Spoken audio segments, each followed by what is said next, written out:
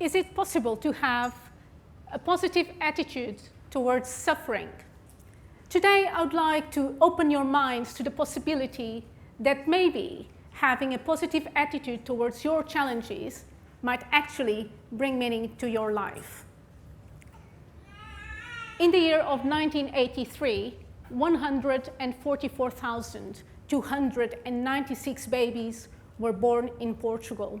And out of these, 14 baby girls were born with MRKH, and I was one of them.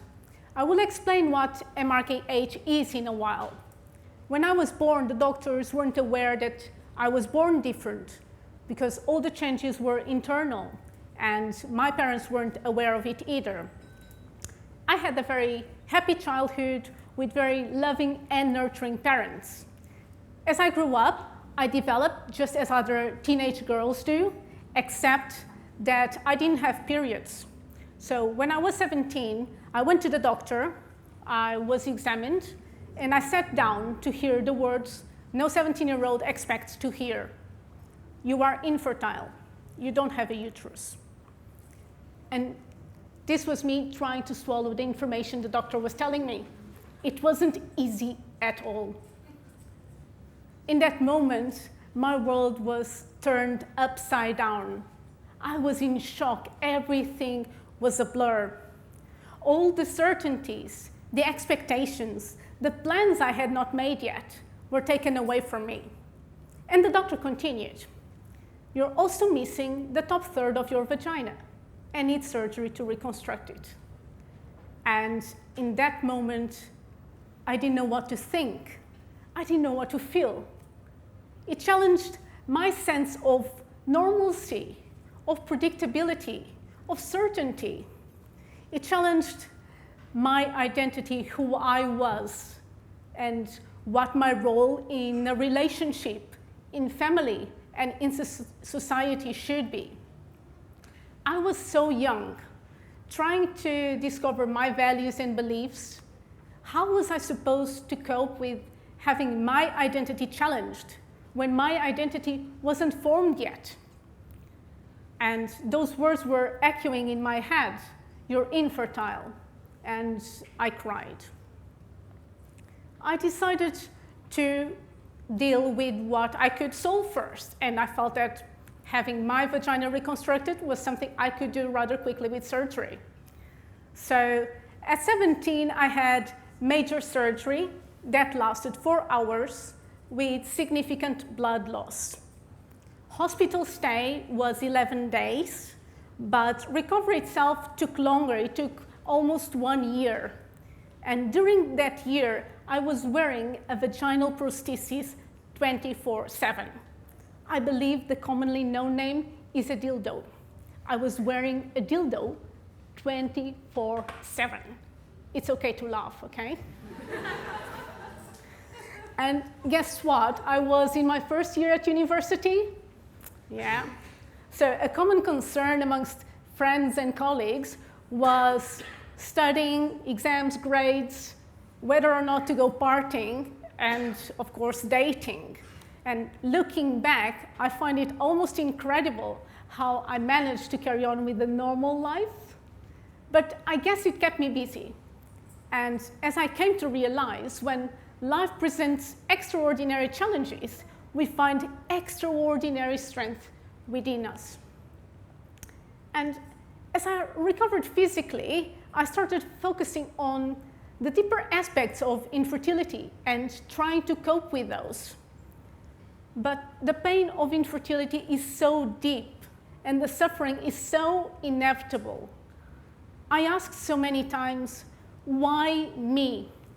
I searched for answers. I wanted a solution. I wanted to feel normal, be normal. I wanted to fit in, but I couldn't, because in that moment, life had changed forever, and there was nothing I could do to go back in time, to wake up from this terrible nightmare.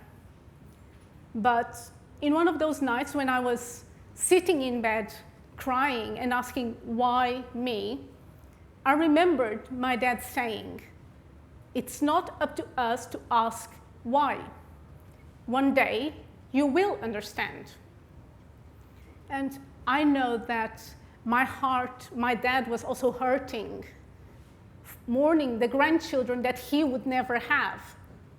But in his words, I found the strength, I found the hope and the peace to carry on. And I've made the most important decision of my life.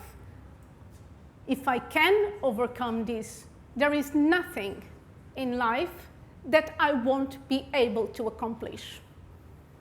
This decision was a life changer, because in that moment I've made the decision not only to overcome it, but to live a meaningful, purposeful, and successful life. And at the time, I didn't know how I was going to bring meaning into my life or how I was going to overcome it, but I was certain it was going to happen.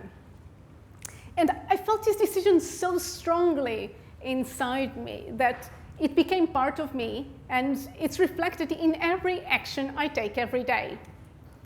Now, 17 years past that day, I'm almost certain that we can't overcome infertility. Because infertility is like a wound that can get better, but never heals. And this wound affects 1 in 6 people. Look around you. 1 in 6 people are going through it. From children with genetic malformations, cancer, hormone imbalance, to adults and older people. It doesn't choose age, race, or culture. It affects everyone, and yet is so isolating. You are hearing my story today, but I promise you that these feelings are not just my own. Look at these testimonies from infertility. It makes you feel like a failure. It remolds you into someone uncomfortable in her own skin.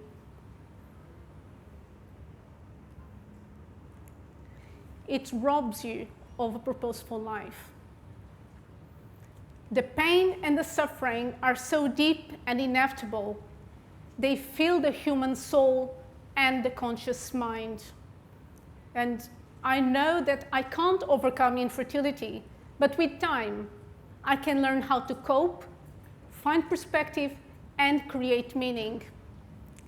And it's true that infertility has challenged my identity, who I was, but infertility has also invited me to choose who I want to be.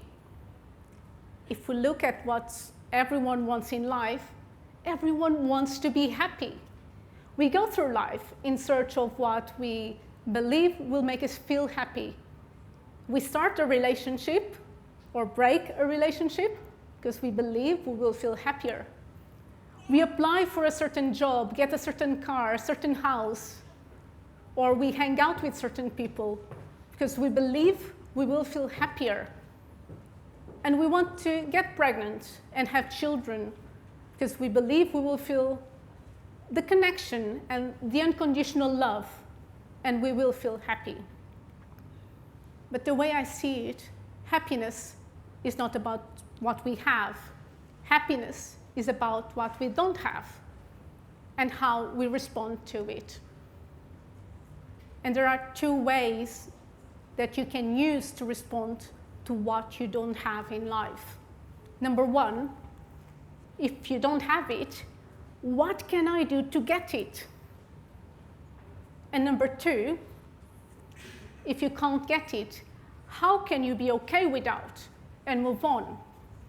Responding to your challenges with these 2 questions, it's the most powerful way of living a meaningful life. In my case, I can't get pregnant and there is nothing I can do to make it happen, which led me straight to question number 2. How can I be okay without and move on? How can I live a meaningful life despite what I don't have? And the way I see it, I bring meaning into my life in different ways. One of them is by creating or doing unique things. I do that through my work and businesses, bringing solutions that help people in their personal and professional lives. A second way of bringing meaning to my life is by loving unconditionally. I'm lucky enough to love my partner unconditionally, to love my family, my sister, my parents, my grandma unconditionally. I'm lucky enough to be able to appreciate beauty in nature and everywhere around me every day. And the last way I use to bring meaning to my life is by having a positive attitude towards unavoidable suffering. When you are faced with infertility, you are facing a hopeless situation, a circumstance that you cannot change. So transforming that personal tragedy into a personal triumph is the ultimate way of bringing meaning to my life. But a lot of people ask me, how can you have a positive attitude towards your suffering? And I usually tell them it's all about opening your minds to different options of thinking, opening your minds to a different perspective. And a way I used to opening my mind to a different perspective was by using what I call the fertility canvas. You can even use it for challenges that are not related to fertility. Because the fertility canvas consists in reflecting in 4 different topics. Number 1, what is your goal? And why does this goal matter to you? Why is it important? And number 2, where are you in life right now? What is your reality? And once you know where you are and where you want to go, what ways can you use to get there? What options are available to you? And finally, out of these options, which one resonates with you and which one will you want to pursue? What is the plan that you are ready to commit to? Because living meaningfully is exactly about that, about commitment and personal growth.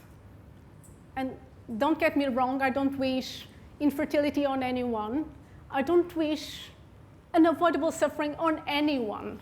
But if you have to go through it, how can you do so with dignity, grace, and personal growth? How can you change your perspective and have a positive attitude towards your suffering? You may not be able to control what happens to you in life, but you will always be able to control how you respond to it. And that is my idea worth spreading. Thank you.